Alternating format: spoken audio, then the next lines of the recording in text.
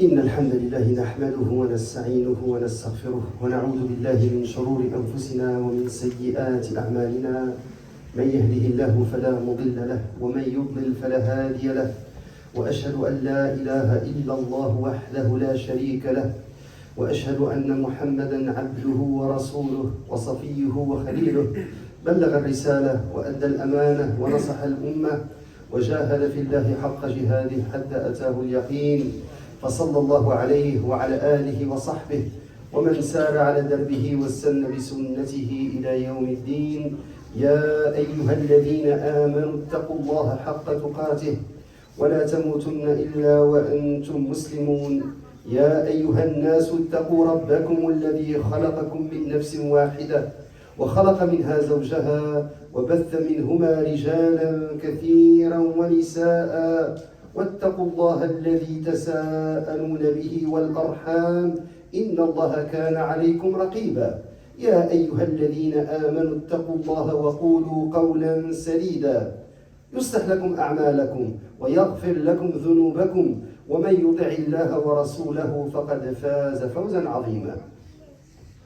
Et Allah Jamir, vous êtes tous les bienvenus à cette deuxième rencontre de cette série Réussir l'éducation de mon enfant au Canada. Donc, dans la première rencontre, on avait insisté sur la définition du terme réussir. On avait vu que l'éducation n'est pas une science exacte. Il n'y a pas de formule mathématique. 1 plus 1 est égal 2. Il va falloir faire des essais avec probablement des échecs des fois. Et ce que j'aimerais faire aujourd'hui, c'est parler des impératifs. Qu'est-ce que j'entends par les impératifs?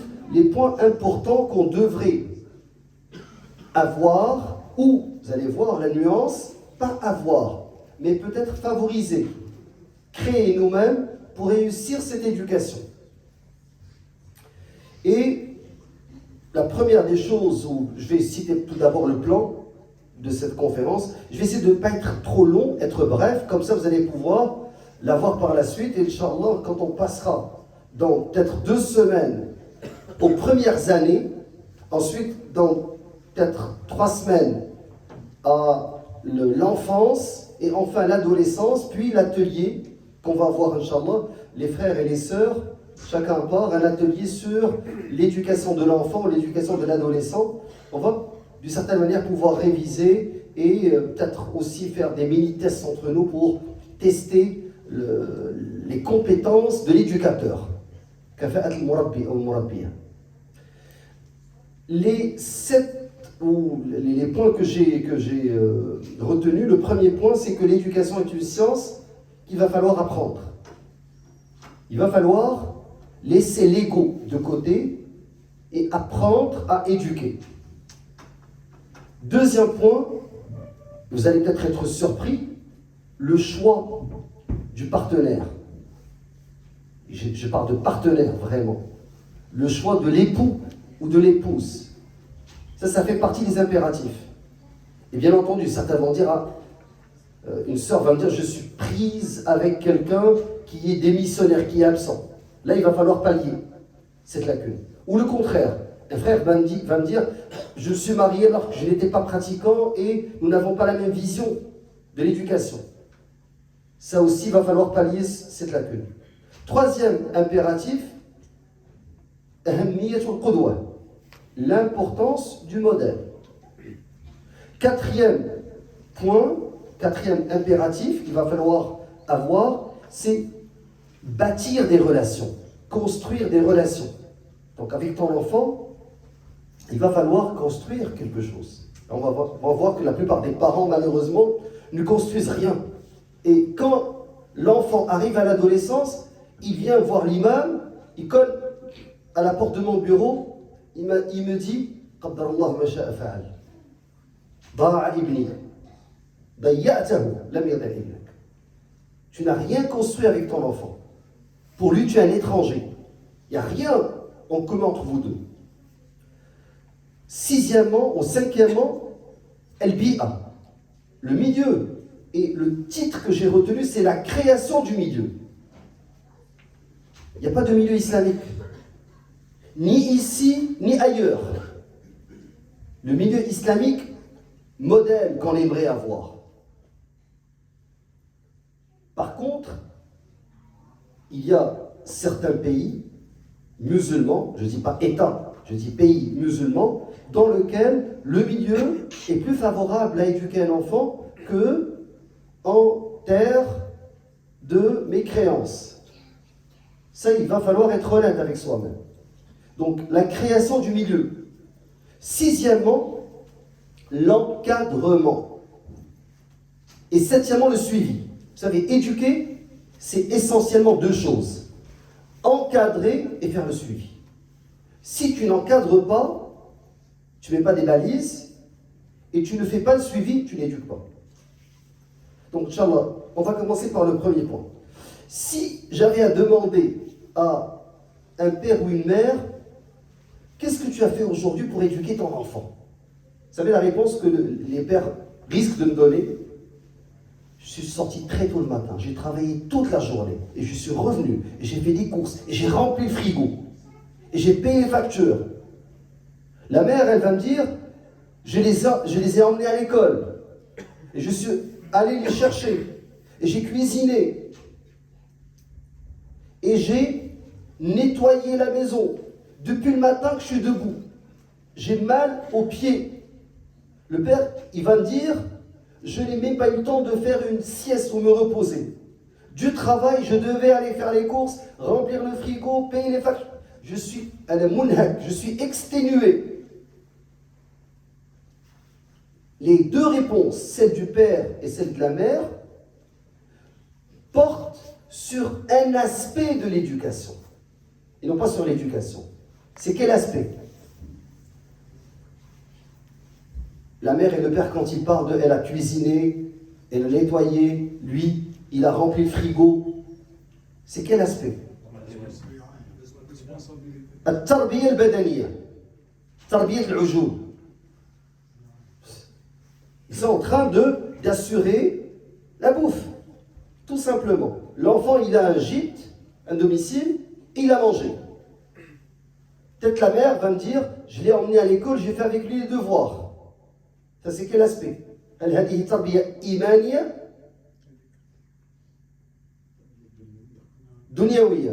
C'est important que l'enfant apprenne. C'est important que l'enfant aille à l'école, qu'il fasse ses devoirs, qu'il maîtrise la langue d'enseignement, qu'il maîtrise les matières scientifiques. Ça aussi, c'est important.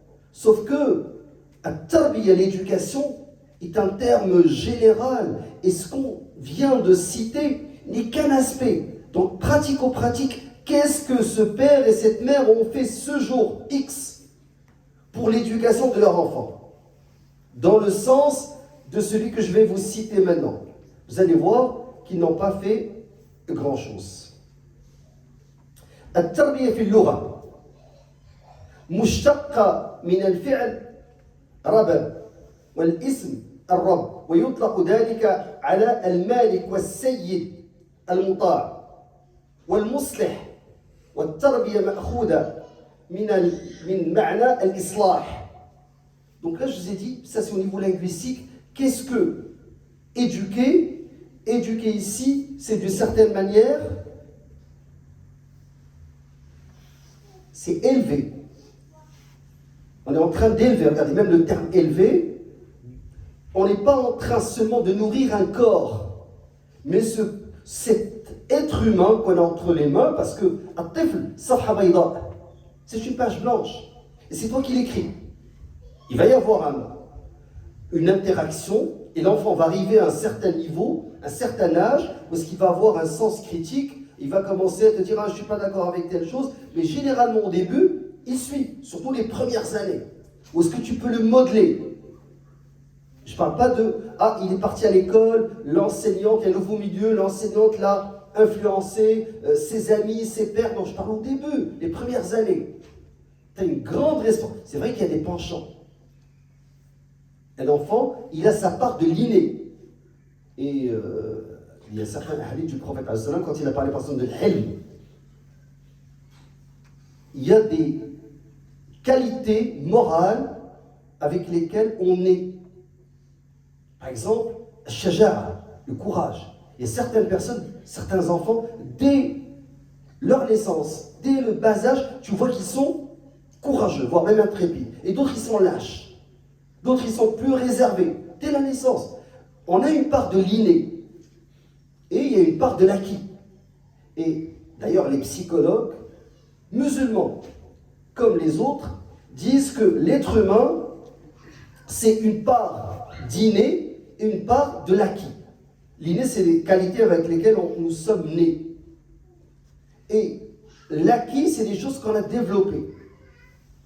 Alors, fil istilah, maintenant quand on va voir la définition donc, linguistique de l'éducation, écoutez, je vais vous donner deux définitions. Une qui est extraite du livre أهداف التربية الإسلامية وغاياتها ومن تعريف التربية في الاصطلاح تنشئة وتكوين إنسان سليم مسلم متكامل من جميع نواحيه المختلفة من الناحية الصحية والعقلية والاعتقادية والروحية والإدارية والإبداعية. Regardez comment c'est. Donc, تنشئة وتكوين. Donc, on est en train d'élever, de former un être humain sain, musulman, complet. On essaie, on aspire à ce qu'il soit complet. À tous les niveaux, à tous les niveaux. Au niveau de sa santé, là on parle de sa santé physique et mentale. On parle au niveau de sa croyance, l'i'tiqad. On parle au niveau al-ruhiyya, tazkiyat al-nafs. On a vu que atwal qasam fi al-Qur'an, le sermon le plus long dans le Coran, c'est dans Surat al-Shams. Wa nafsin wa ma sawaha fa alhamaha fujuraha wa taqwa qad aflaha man zakkaha wa qad khaba man dassaha. Donc qad aflaha man zakkaha, a réussi celui qui la purifie, cette nafs, et a échoué celui qui ne l'a pas purifié. Donc tu dois assurer à l'enfant au niveau de l'éducation sa santé physique, mentale, sa croyance. Quatrièmement, au niveau spirituel, au niveau de son âme, il faut qu'elle soit purifiée, cette âme. Au niveau de sa gestion. Il y a un enfant, regarde, il est désordonné. Vous savez, dans les écoles privées, les enseignantes ouvrent les sacs d'école pour voir comment sont classées les feuilles. Est-ce qu'il y a des feuilles volantes qui sont glissées n'importe comment? Est-ce qu'il y a du temps? Est-ce que c'est bien ordonné? Est-ce que l'enfant il écrit? Il a appris à écrire son nom sur tous ses cahiers. Est-ce que, vous savez, des choses de base. Son sac à linge, comment il est fait? Là, on peut voir, est-ce que à la maison, il y a un suivi?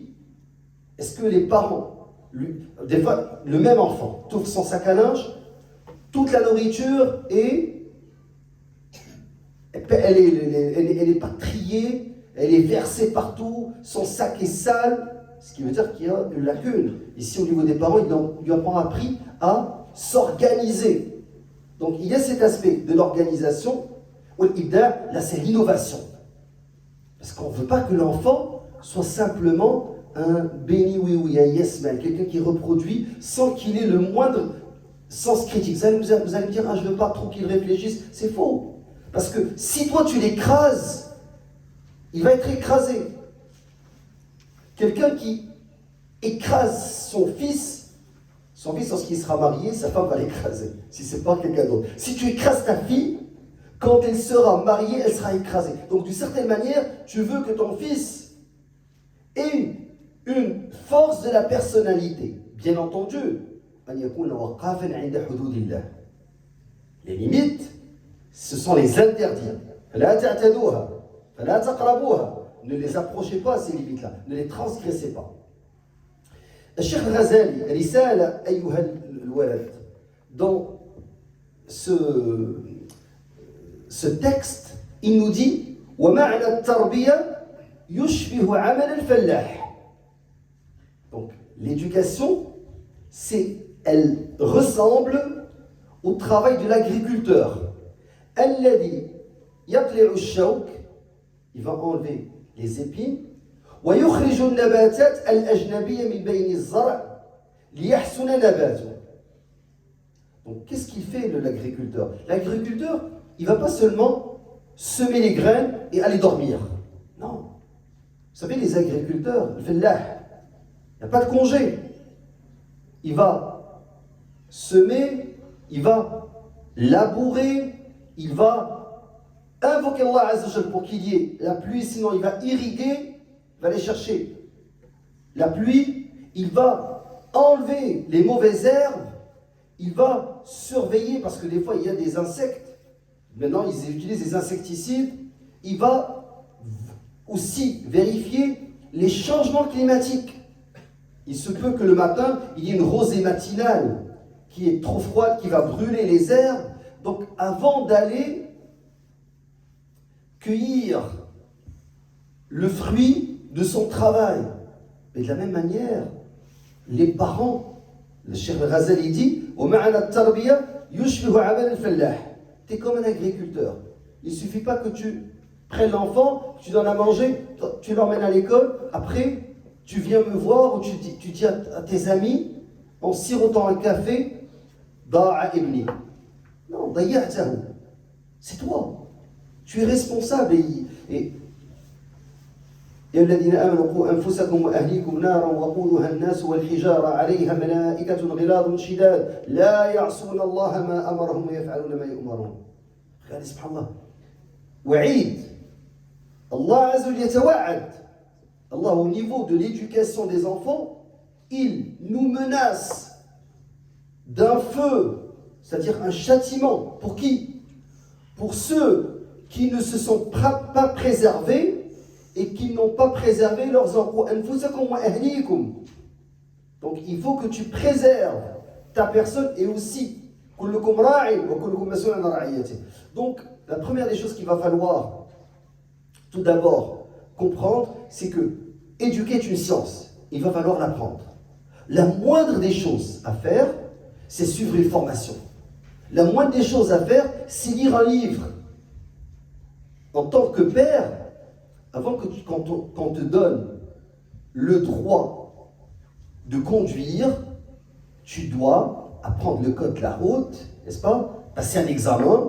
Après, tu es apte à conduire une voiture. Une voiture. Imagine, tu es en train d'éduquer un enfant et tu n'as aucune formation. Et qu'est-ce que tu fais? Tu improvises.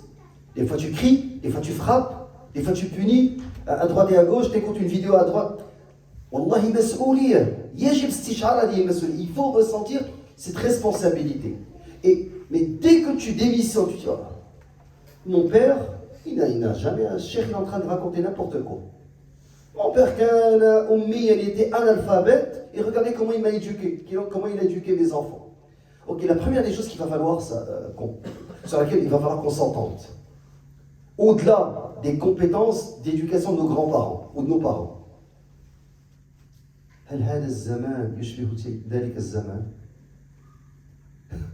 Aujourd'hui, l'enfant a 6 ans, 7 ans, excusez-moi le terme, il commence les premiers becs à l'école.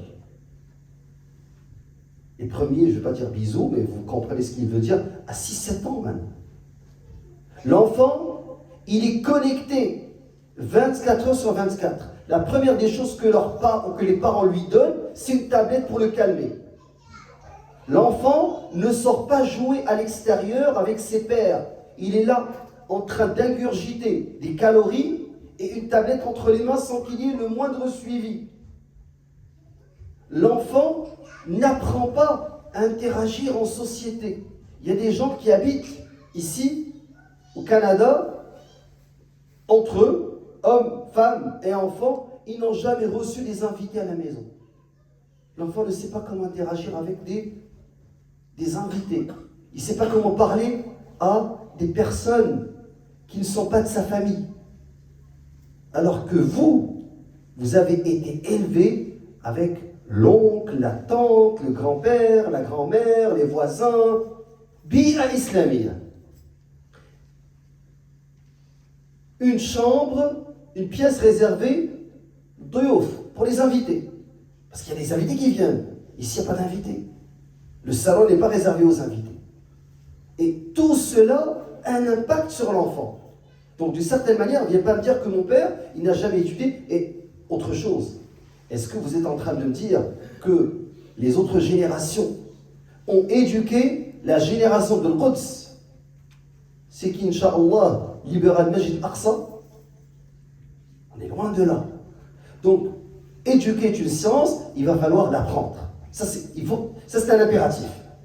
Déjà, si vous êtes conscient, convaincu de ce premier point, alhamdoulilah, j'ai atteint une bonne partie de ma présentation aujourd'hui. Et je peux vous envoyer sur les frères et les sœurs inscrits quelques livres à lire. La plupart, malheureusement, sont en arabe. Qu'Allah a facilite que j'en écrive un en français. Mais la plupart de ces livres sont écrits en arabe par des spécialistes qui nous disent voici les différents types d'éducation, voici ce qu'il faut faire, ce qu'il ne faut pas faire. Le deuxième point, c'est le choix de l'époux, le choix de l'épouse. Vous savez, les armes de destruction massive, la pire chose qui peut arriver pour un enfant, c'est que c'est que les parents ne s'entendent pas sur son éducation. Ça, c'est la pire des choses. Il se peut que l'enfant ait un problème au niveau des milieux d'éducation. Il entend une chose à la maison, il entend une autre à l'école, qui est son contraire. Et là, l'enfant, il est confronté entre deux milieux. Mais ce qui est pire, c'est que la divergence est au sein même de la cellule familiale, chez lui à la maison. Son père, il lui dit, c'est pas grave. Et sa mère lui dit, haram.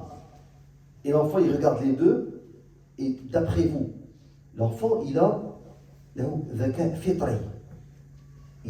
intelligence innée, intuitive. Il va choisir ce qui fait son affaire en étant jeune. Et lui, ce qui l'anime en étant très jeune, un enfant, c'est jouer. Donc entre la mère qui lui dit « T'as fait le Coran » et le père qui lui dit « C'est pas grave, tu peux regarder le cartoon, dessin animé ». Et l'enfant, c'est sûr, il est encore jeune, il veut s'amuser. Il va choisir la facilité. Et moi, une fois, j'étais en train de parler avec un jeune ici, à la mosquée, et je leur disais, vous savez, le Rasoul, il nous a recommandé de prendre soin de nos mères. Et la mère, elle a 3 fois plus de droits que le père. Et un enfant, il m'a dit, moi, j'aime papa, j'aime pas maman. Je lui ai dit, c'est pas mal. T'aimes plus ton père? Il m'a dit, oui, j'aime plus mon père. J'ai dit, ah bon? Alors j'ai commencé à observer cet enfant-là. Et j'ai compris que le père le gâtait, que le père ne lui demandait pas de faire les devoirs, le père ne lui demandait pas de faire le Coran, et que le père lui disait toujours oui, et que la pauvre mère, c'est elle qui fait le suivi, qui l'amène à l'école coranique, qui vient le chercher, qui veut sauver son fils alors qu'il est encore jeune. Donc l'enfant, encore jeune, 7-8 ans, naturellement il me dit, je préfère mon père. Vous avez compris? Donc ça aussi, c'est un grand problème, que les deux ne s'entendent pas. Al-'irq d'assas. Les ulama, ils ont dit, la plupart de ces hadiths qui parlent sur l''irq d'assas, que tu dois choisir, quand tu choisis une femme, tu dois faire attention à son milieu. Et ils disent que que l'enfant généralement il va ressembler à ses oncles maternels. Mais je vois l'ensemble de ces hadiths, premièrement, tous ces hadiths sont faibles, mais les ulama hassanouha bimajmou' al-turuq. Et son père Awam était mort, et c'est sa tante qui l'a élevé. Et l'autre va me dire, ou l'imam Ahmed, ou le Bukhari, ou le Shafi'i, tous ces grands ont été élevés par des femmes. Oui, mais ils ont été élevés par des femmes. Mais moi, je vais je vais réfuter cette prétention par 2 points. Le premier, c'est que la société était islamique. Et le milieu était islamique, tous les milieux étaient islamiques. L'enfant, il apprenait à la mosquée, sa famille, ses voisins, ce qu'on n'a pas aujourd'hui. Le deuxième point, il vaut mieux que tu sois absent physiquement, que tu sois présent physiquement et absent au niveau de l'éducation. C'est ça le grand problème. Si tu es présent physiquement, mais tu es absent au niveau de l'éducation de ton fils, tu n'es pas ta femme. Et il en est de même. Parce que l'enfant, s'il ne voit pas de père, à ce moment-là, sa maman devient le seul repère. Mais si le père est là, mais il est dans les cafés, c'est un repère qui est absent. Donc ne me dis pas que les autres partaient faire le djihad, c'est ce que j'entends, partaient faire le tijara, le commerce, et la mère, elle assurait l'éducation. Qu'elle assure l'éducation? Non, c'est faux. Un, vous n'êtes pas dans un milieu islamique. Deux, tu es présent, physiquement. Et ça, c'est problématique. Troisièmement, l'importance du modèle. يا أيها الذين آمنوا لما تقولون ما لا تفعلون كبر مقتا عند الله أن تقولوا ما لا تفعلون. Pourquoi vous dites, vous qui avez cru, pourquoi vous dites ce que vous ne faites pas? L'importance du modèle. لم تدمع عيناك لقراءة آية. Tes yeux n'ont jamais larmoyé en lisant un verset devant ton fils. Et tu veux que ton fils, que ton fils s'imprègne du Coran et qui craint Allah Azza wa Jal et qui ressente quelque chose en lisant le Coran. Mais toi, tu ne l'as jamais fait devant lui. Ton fils ne t'a jamais vu ouvrir le Coran, mais tu l'amènes à l'école du samedi et tu me dis, mon fils n'apprend pas le Coran. Ton fils n'a jamais vu sa mère en train de faire l'adhkar, il a toujours vu en train de cuisiner. C'est ça la relation. Ce que je suis en train de vous dire, ton fils t'a vu à maintes reprises prononcer des mots vulgaires à la maison et insulter. Et tu te demandes pourquoi ton fils, il insulte et il dit des mots vulgaires. Ton fils t'a vu à maintes reprises manquer de respect à sa mère. Et tu veux que ton fils te respecte. Donc, le modèle, il est là. Il voit qu'il y a un manque de respect, et l'enfant, il va copier. Il va imiter. C'est ce qu'il fait. L'enfant, au début, comment il apprend? Il apprend par imitation. J'ai un petit enfant qui vient ici à l'école, qui est sourd. Et au début, ils ne l'ont pas diagnostiqué. Donc, il est devenu muet. Parce que l'enfant, s'il n'entend pas, il ne peut pas parler. Alors, juste pour que vous compreniez que l'enfant, il entend et il reproduit ce qu'il entend. Et il voit et il reproduit. Donc, nous avons une grande part de responsabilité. Quand je dis l'importance du modèle, si ton fils voit que dès que tu rentres du travail, la première des choses que tu fais, salat. L'enfant va dire que la chose la plus importante chez nous à la maison, c'est salat. Mais si ton fils voit que dès que tu rentres, tu dis, est-ce qu'il y a quelque chose à manger? Tu penses à ton ventre. Ben, l'enfant, c'est ce qu'il va faire. Il va rentrer de l'école, il va dire à sa mère, est-ce qu'il y a quelque chose à manger? Mais s'il voit que ses parents, dès qu'ils rentrent, ils essaient de prier à temps, l'enfant va reproduire le même modèle. Donc, nous avons une grande part de responsabilité dans l'éducation de nos enfants et il faudrait qu'on soit des modèles. Ça, c'est le troisième impératif, l'importance du modèle. Quatrièmement, bâtir des relations. Il y a un frère qui a invité son père à aller prendre un café. Son père, il a à peu près 80 ans. Et ils ont pris un café, puis ils ont commencé à discuter. Puis il y a une vieille Québécoise qui est venue les voir. Il a dit bonjour, c'est votre père? Il a dit oui. Elle a dit, vous êtes capable de discuter les deux ensemble? Il a dit oui. Il dit, vous savez, moi, mes enfants, quand ils viennent me rendre visite, chacun est avec son cellulaire, puis on peut rester pendant des heures sans dire un seul mot. Donc cette vieille Québécoise, elle a vu ce frère en train de parler avec son père. Et là, vous allez me dire, il est en train de parler avec son père. Et il y a des frères dans la mosquée qui sont dans la cinquantaine, qui ont des adolescents. Il me dit, je ne peux pas discuter avec mon fils. On n'a rien à nous dire. Mais c'est normal. Parce que vous n'avez jamais construit de relation pendant des années. Il va falloir construire des relations. Je fais une confidence. À un certain moment, il y a un frère qui a vu qu'il ne parlait pas souvent avec son fils parce que son fils, tout ce qui l'intéressait, c'était le foot. Soccer ici. Donc, il ne parlait que de foot. L'enfant aime le foot.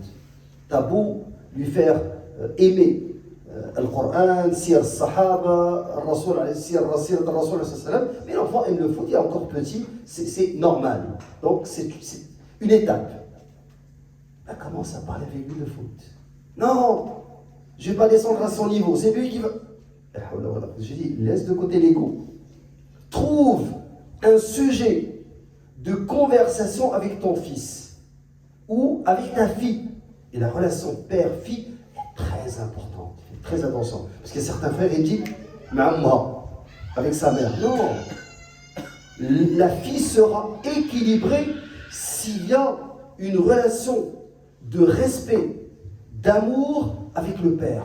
Elle va être une femme équilibrée. Si cette relation est brisée, même si la mère est saliha, c'est une mère pieuse, il va toujours avoir un problème psychologique chez la fille. Donc, essayons de construire, c'est bâtir des... Vous savez, quand je dis bâtir des relations, c'est des choses qui doivent être construites. Et selon le développement de l'enfant. Donc, quand il est tout petit, la'ibhu sab'a, wa addibhu sab'a, wa sahibhu sab'a. Donc, cette citation qui nous est parvenue des pieux prédécesseurs, donc, joue avec lui pendant 7 ans. Tu joues avec ton fils, tu les prends au parc, tu joues avec lui au foot, à la maison, tu fais ta lutte avec lui. Tes filles, tu t'amuses avec elles. Ah, tu es en train de cuisiner, tu as une petite cuisine. Ok, qu'est-ce qu'on va préparer? Tu joues avec pendant 7 ans. Ensuite, Ad-Dibhu, c'est pas frapper, c'est pas corriger. Ad-Dibhu, c'est Ya Ghulam, Sammillah, wa kul biyaminik, wa kul bima yalik. C'est ça Ad-Dibhu. Donne-lui l'adab, la bonne conduite. Montre-lui la bonne conduite. Al-Rasul il a dit ô jeune homme, ô Ya Ghulam, ô jeune, ô enfant, dis Bismillah et mange avec ta droite et mange au niveau du plat de ce qui est à ta portée. Ne va pas prendre la nourriture qui est plus loin. Regarde ce qu'a dit Jund ibn Abdillah. Il a dit كنا مع النبي صلى الله عليه وسلم ونحن فتيان حزاورة. Encore très jeune, فتيان حزاورة. فتعلمنا الإيمان قبل أن نتعلم القرآن. Et nous avons appris la foi avant d'apprendre le Coran. Très important. ثم تعلمنا القرآن فازددنا به إيمانا. Il y a des gens qui te disent encore petit, يحفظ. C'est ça le plus important. يحفظ. J'ai même entendu un cheikh, un savant, alim, qui a été accueilli par la communauté en Europe et leur a dit même s'il y a shidda, si tu le forces à apprendre le Coran, que l'enfant pleure, c'est pas grave. L'essentiel, un jour il va te remercier.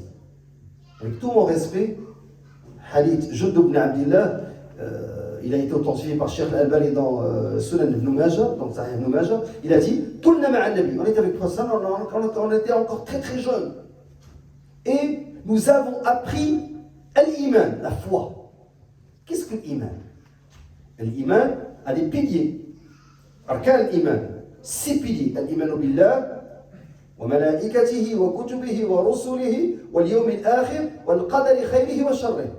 Ça c'est les piliers. C'est pas tout l'iman. Donc ça c'est les 6 piliers de l'iman. Croire en Allah, donc aimer Allah. Croire en Allah, c'est aimer Allah, c'est craindre Allah, c'est ressentir al-raqaba qu'Allah nous observe. C'est vouer le culte à Allah. Tawhid Allah subhanahu wa ta'ala. بأفعاله توحيد الربوبية, que Allah est le seul à créer, le seul à donner la vie, le seul à donner la mort, celui qui donne la subsistance. توحيد Allah بأفعالنا, c'est que il y a des choses que هناك من العبادة ما لا يفرض إلا لله عز وجل. Il y a des choses qu'on ne peut faire au niveau d'adoration que pour Allah. لا نقسم إلا بالله, لا نستعين إلا بالله, لا نستغيث إلا بالله. On demande secours excepté à Allah. Dans ce que les gens ne peuvent pas le faire. Tu ne demandes pas à un médecin guéris-moi, mais tu dis soigne-moi. Tu ne dis pas à l'avocat, déclare-moi innocent. Non, représente-moi. C'est comme ça que tu éduques ton fils. Donc, l'iman billah. Bil malaika, les anges. Il faut que l'enfant comprenne qu'il y a des anges à notre droite et à notre gauche. Rasul il dit, l'enfant, il va dormir. Tu dis, regarde, fais l'odo. Ah, pourquoi je fais l'odo avant de dormir? Tu dis, parce que le prophète nous a dit que celui qui fait l'odo et qui dort en ayant l'odo, il y a Malak, un ange qui va dormir fi shi'arihi, c'est-à-dire son sous-vêtement, tellement collé avec lui, qui va le protéger toute la nuit. Ah bon? Donc il va faire l'odo. Yastash'ir wujud al-malaika, les anges. Et l'iman, bil kutub, les livres. Tu dis, regarde, tous ces livres qu'on lit sont importants. Mais il y a des livres qui ont été descendus par Allah subhanahu wa ta'ala. Et tous ces livres ont été modifiés. Le Taurat, Zabour, l'Injil, par la main de l'homme. Il y a un seul livre qui est encore intact. Al-Dhikr al-Hakim, Al-Furqan, Al-Qur'an. Et tu donnes une grande importance au Coran. Et l'enfant voit que tu as un amour pour le Coran. Et tu dis, Al-Qur'an, tu dois prier. Tu dis, pourquoi je dois prier? Parce que Allah dit, wa aqimus salat. Allah a donné l'ordre. Wa tu'azzim kalam Allah. Donc quand tu dis, qala Allah, l'enfant il ressent que c'est Allah qui parle. Qala Rasulullah, le prophète a dit ça. Donc l'enfant, quand il voit que toi tu donnes de l'importance à la parole d'Allah subhanahu wa ta'ala, la parole du prophète, c'est pas la mienne, c'est pas ma parole. C'est Allah qui a dit. C'est le messager qui a dit. Donc, l'iman bil kutub, bil rusul. Et tu lui dis, regarde, il y a des hommes, Allah les a élus.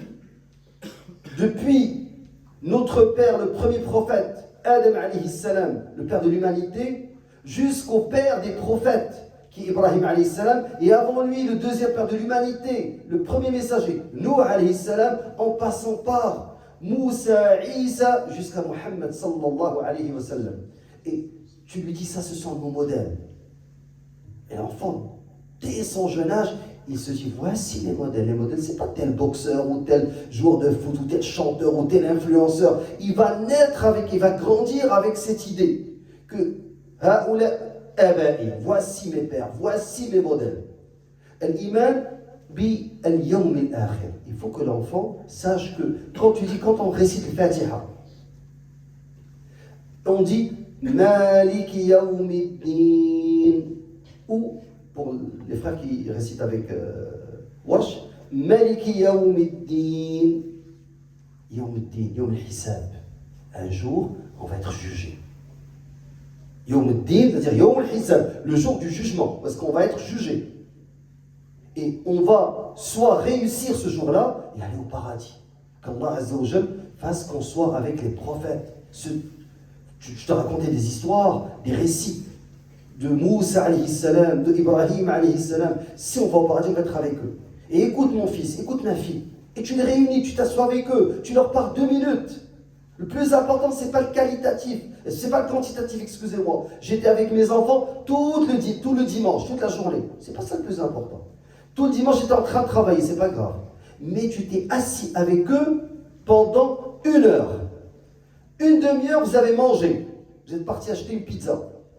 Et sur l'autre demi-heure, vous avez joué pendant 15 minutes au parc. Après, tu les as fait asseoir et tu leur as parlé pendant 5 minutes.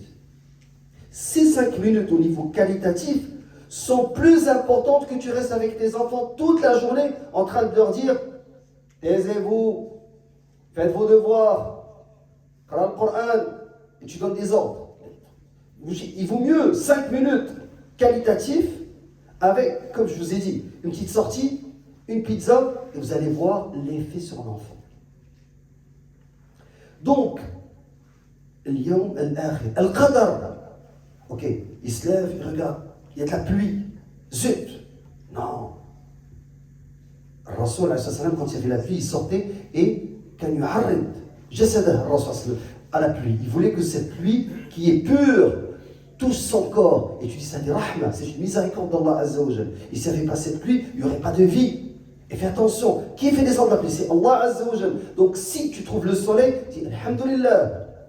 Le destin, dans ce qui est positif et négatif. Mais ça, ce que je viens de citer, c'est Arkan al-Iman. Le prophète, alayhi sallam, il a dit Al-Iman, bid'a wa sittoun, ou bid'a wa sab'ouna shu'ba. 60 ou 70 branches. A'laha.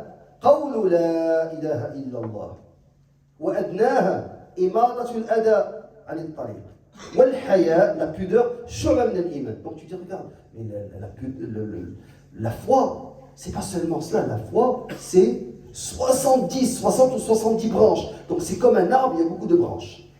Et la plus élevée, c'est dire la ilaha illallah. Mais est-ce que la ilaha illallah est seulement une parole? Pourquoi Abu Talib est mort, mécréant? Il aurait pu dire la ilaha illallah. Il a dit Shahidtu anna dina Muhammadin khayru adyan al-bariyati dina.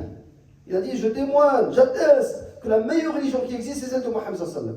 Mais quand il est mort, il a dit ala millat Abdul Muttalib. Et il est mort en étant mécréant. Et le messager était triste, alayhi salatu wassalam. Et Allah subhanahu wa ta'ala lui a dit dans le Coran innaka la tahdi man ahbabt walakin Allah yahdi man yasha. Tu ne guides pas celui que tu aimes, mais Allah guide celui qu'il veut. Donc tu expliques à ton enfant que voici, ça fait partie de construire des relations avec l'enfant. Tu dois construire ces relations-là. Tu dois, et c'est pas seulement au niveau théorique. Je vous ai donné quelques stratégies, mais on va le voir, Inch'Allah, dans les premières années. Ça, c'est surtout les impératifs. Donc, je répète, pour que vous ne vous déconcentriez pas, le premier point, c'est l'éducation et tu sens ce qu'il va falloir apprendre. Le deuxième impératif, c'est qu'il va falloir choisir l'époux ou l'épouse. Maintenant, bien entendu, si tu es pris avec une épouse ou un époux avec lequel tu diverges, ou bien tu n'étais pas pratiquante, ma soeur, tu l'es devenu, ton mari, il n'est pas pratiquant, ou le contraire, mais il va falloir un jour, en tant qu'adulte, mature, vous asseyez et vous discutez. Regarde, on ne s'entend pas, mais le fait qu'on ne s'entende pas a un impact sur notre enfant. Et je suis sûr que le père qui fume ne veut pas que son fils fume. Et je suis sûr que le père qui est pervers, fasiq, ne veut pas que sa fille soit fasiqa. Je présume que la majorité des gens sont comme ça. Je sais que des youth, il y en a. C'est une minorité. La majorité des gens veulent le bien pour leurs enfants. Et subhanallah, ça me rappelle cette anecdote de ce commissaire qui torturait les personnes pratiquantes en Égypte. Et un jour, il est venu voir un directeur d'école pratiquant. Il lui a dit, je suis venu pour inscrire ma fille dans ton école. Il a dit, c'est pas toi qui nous torturais quand on était en prison. Il a dit, je sais, mais je vous fais confiance. Je ne mettrai pas ma fille dans une autre école, mais dans la vôtre. Donc, d'une certaine manière, même Wa'adouallah, Tarout, il est torturé, mais quand est venu le temps d'inscrire sa fille, il est parti les inscrire chez ces barbus qu'il torturait en prison. Parce qu'il sait que Haoula est rijal et qu'ils veulent le bien pour cet enfant. Donc, bâtir l'importance du choix de l'épouse ou de l'époux, des fois tu es mal pris, mais il va falloir, d'une certaine manière, que tu t'entendes avec elle sur l'intérêt de l'enfant. L'importance du modèle, on en a déjà parlé, j'ai dit faites attention, parce que l'enfant il imite. Bâtir des relations. Viens pas me voir à l'adolescence pour me dire il n'y a rien entre moi et mon fils. Est-ce que tu pêches avec ton fils? Est-ce que tu fais du sport avec ton fils? Est-ce que ta fille, la femme, tu échanges des recettes de cuisine avec ta fille? Est-ce qu'il y a des choses que vous faites ensemble? Est-ce qu'elle vient se confier depuis qu'elle est enfant? Chaque fois qu'elle sait que sa mère, est un puits. Si elle lui confie un secret, elle ne va jamais le répéter. Elle se confie à sa mère. Est-ce que tu as construit cette... Ou bien, dès que l'enfant t'a dit quelque chose, tu l'as dit à tout le monde, et elle se méfie de toi.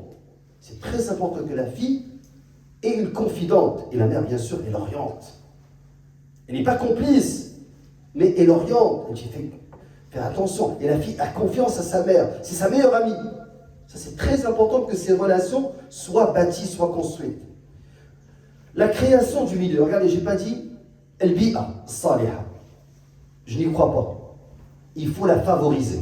C'est-à-dire, certains vont me dire, Wallah, Cheikh, moi j'ai, Inch'Allah, je planifie retourner en Algérie, au Maroc, en Tunisie, là-bas c'est mieux qu'ici. C'est ça mon plan. Ok.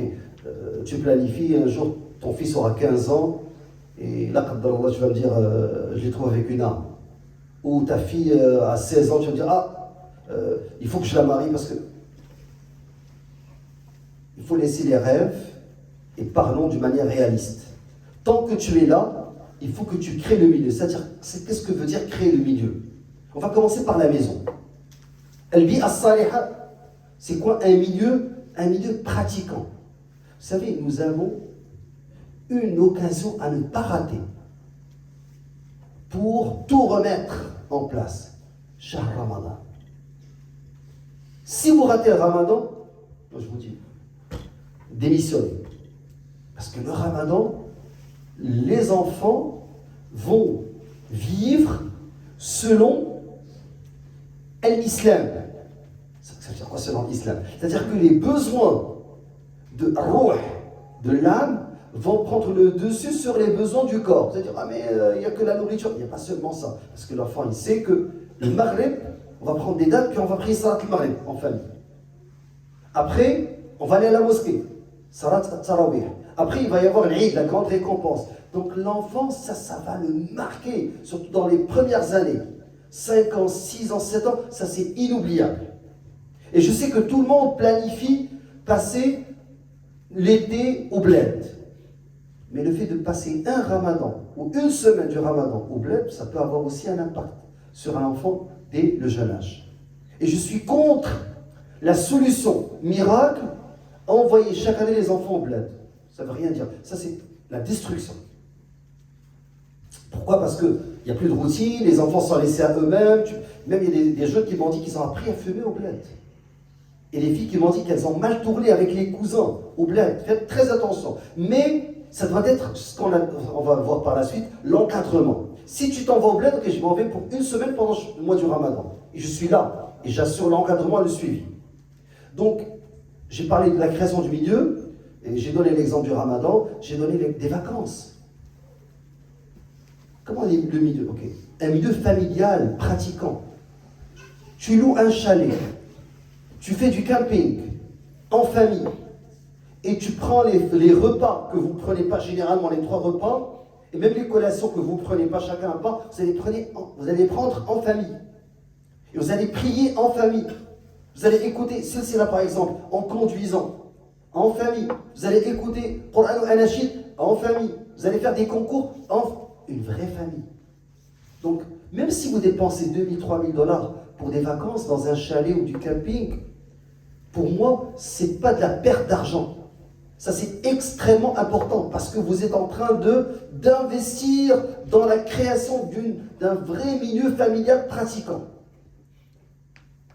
Et toujours des ressources. Viens voir l'imam de la mosquée, dis est-ce que tu me suggères des choses? Je m'en fais une semaine avec ma famille, qu'est-ce que je peux faire comme activité? Les activités, qu'elles soient ludiques, il faut qu'il y ait des activités. Juste une marche sur le bord de la mer avec ta femme et tes enfants, cette marche que vous allez faire en discutant, après, tu choisis, tu planifies. Hadith du prophète, un verset. Ça va avoir un impact sur les enfants. Donc, la création du milieu, c'est que tu veux que ta fille porte le hijab, il faudrait que ta fille voit des femmes qui portent le hijab. Donc, il faudrait que ta femme, le dimanche,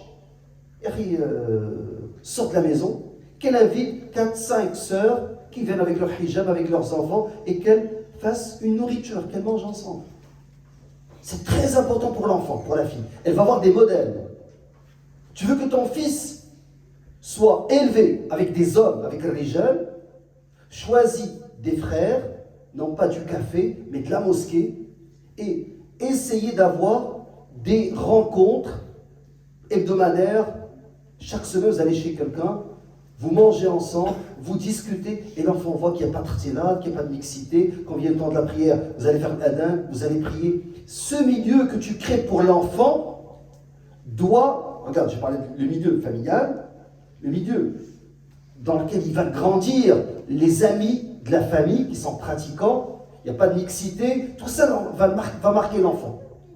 Et va, d'une certaine manière, compenser ce à quoi il est exposé au niveau de l'école, si tu ne l'envoies pas dans une école islamique. Et quand arrive l'adolescence, ne me dis pas, il traîne avec des ados qui sont dans des gangs de rue, qui sont mal élevés. Non, il ne faut pas qu'ils traînent, parce que tu lui as déjà, d'une certaine manière, préparé avec qui il va traîner. Vous savez, ici au Québec, on dit que les chums, les amis, la gang d'amis, elle se fait au secondaire. Elle ne se fait pas au cégep. Au cégep, nefsi, chacun pour soi. À l'université, c'est la concurrence. Mais les amis, c'est au secondaire, à l'adolescence. Donc, d'une certaine manière, si tu organises pour ton fils, ou tu crées pour ton fils ou pour ta fille, ce milieu, il va choisir ses amis du milieu que toi, tu lui as préparé. Sinon, il va te ramener des gens que tu n'aimes pas. Et ils vont mal l'influencer. Donc, la création du milieu est très, très, très importante. Maintenant, l'encadrement. Qu'est-ce que encadrer? Encadrer, c'est mettre des balises. Au niveau du coucher, quand est-ce que l'enfant dort? Au niveau du lever, au niveau des activités. Ok, c'est encore un enfant, il doit jouer. Oui, il doit jouer. Il doit jouer combien? 1 heure, 2 heures, 3 heures? Pas de problème. Mais il doit s'arrêter pour prendre une collation. Et après la collation, il va faire 30 minutes de Coran. Une demi-page. Tu le mets Cheikh al-Manchawi, al-Hussari, il va répéter avec lui. Tu as terminé? La récompense, tu vas jouer. Et tu dois encadrer l'enfant, surtout quand il est encore petit. Même pré-ado, tu peux l'encadrer. Maintenant, l'encadrement est très important. L'encadrement, c'est pas seulement l'encadrer pour qu'il brosse ses dents avant de dormir, pour qu'il fasse l'odo avant de dormir. L'encadrement, c'est pas seulement qu'il prenne dans son sac à linge quoi manger, mais aussi qu'il prévoit comment faire ses ablutions, comment il va faire ses prières, que l'enfant sache les heures des prières avant d'aller à l'école. Donc tout ça, ça fait partie. Que l'enfant sache qu'est-ce que le halal, qu'est-ce que le haram. Pourquoi on mange... Ok, mange pas le khizir. La plupart de nos enfants, machallah, ils savent ça. Pourquoi? Il faut lui expliquer. D'une manière rationnelle, scientifique. Et l'enfant, il va pouvoir dire, non, non, ça, c'est pas parce qu'il y a une bactérie. Premièrement, parce que Allah, subhanahu wa ta'ala, nous a interdit. C'est ça le plus important. Quand Allah dit c'est haram, c'est haram. Pas la ligne. Il est bouché, il est endoctriné. Ok? Tarbiya aqaidiyya. Qala Allah. Quoi que tu dises toi, Qala Rasulullah. Le message, il a dit. Après, s'il arrive à avoir des arguments pour convaincre, tant mieux. Mais au début, الصحابة رضي الله عنهم قال تعلمنا الإيمان قبل القرآن. Il y a des gens qui apprennent le Coran, il n'y a pas d'iman. Le Coran لا يتجاوز حناجرهم. Donc le Coran ne dépasse pas leur gosier. C'est au niveau des lèvres. Les Sahaba, ils avaient l'iman à la fois. Et quand le Coran est venu, زادوا إيمانا. Donc l'encadrement, c'est lui fixer des balises, même au niveau de, ok, tu as le droit d'avoir des amis. Ok. Quand est-ce que tu vas leur parler? Combien de temps? Ok, ta fille, elle est tout en train de texter. J'avais des élèves qui venaient à l'école, au secondaire, et qui s'endormaient, qui somnolaient. Pourquoi? Parce que j'ai appris que cette fille, toute la nuit, elle textait avec ses amis, donc elle ne dormait pas. Et les parents n'étaient même pas conscients. Donc, d'une certaine manière, elle peut échanger avec ses amis.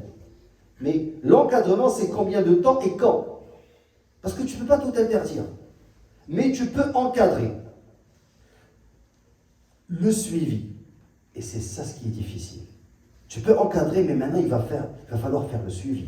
Et croyez-moi, l'enfant, surtout pour les frères qui se sont mariés à un âge assez avancé. Et c'est pour cela, Ya ma'shara al-shabab, man istata'a minkum al-ba'a, falyatazawwaj. Regardez, le conseil du prophète alayhi salam aux jeunes, celui qui a la capacité, bien sûr, physique et financière, ici la capacité en manière générale, qui se marie. Donc il faut qu'il se marie jeune. Pourquoi? Parce que regarde, si tu as 50 ans et ton fils il vient de naître, donc quand il sera dans l'adolescence, ou elle sera dans l'adolescence, toi tu seras dans un âge, si tu n'es pas en forme, si tu es malade, tu seras entre les hôpitaux en train de prendre des médicaments et tu n'auras pas la force nécessaire pour faire ce suivi. Il va t'avoir à l'usure, il va te fatiguer. Tu vas rentrer pour dormir, lui sera éveillé, elle sera éveillée. Donc d'une certaine manière, le suivi est difficile. C'est pour cela qu'il va falloir se relayer. Le mari et la femme, l'époux et l'épouse, les deux ils doivent se relayer. Deux doivent faire le suivi. S'il y en a un, il va se fatiguer. Et compter sur l'aîné. Responsabiliser l'enfant.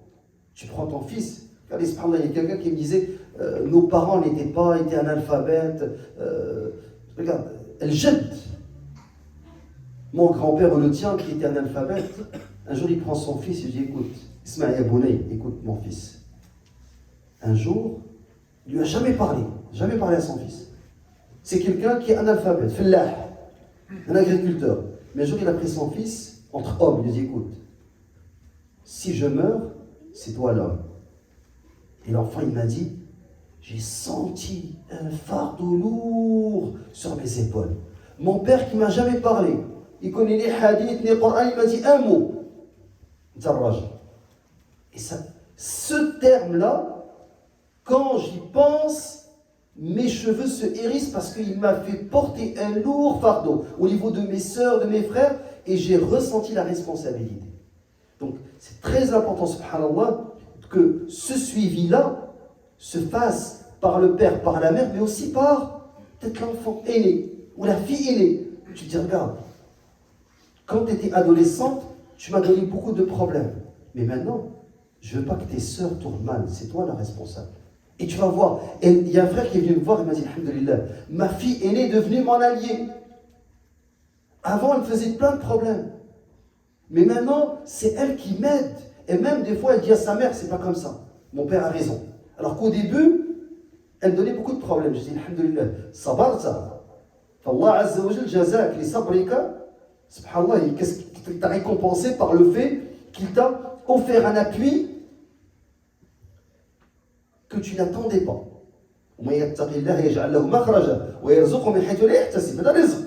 Que ta fille aînée vient t'épauler et dire même à sa mère et à ses autres sœurs, non, mon père a raison, faites pas telle chose.